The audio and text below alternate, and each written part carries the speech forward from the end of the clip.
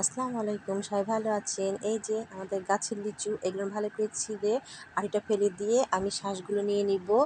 আর আমি এখানে 1 কাপ আর half half cup চিনি নিয়ে নিব, যে যেমন মিষ্টি খাবেন। আর এখানে আগার পাউডার, এগুলো পানির সাথে গুলিয়ে এটা পানিতে ভালো করে ফুটিয়ে নিব। যতটা আমার পরিমাণ এটা পানিটা শুকানো দরকার সেটা শুকাই নিব। আর একদিকে আমি লিচুগুলা আমি চপিং বোর্ডে পিস পিস করে নিব। যারা আমার পেজটাকে এখনও ফলো করেনি ঝটপট ফলো করে দেবেন, লাইক শেয়ার কমেন্ট করতে ভুলবেন না।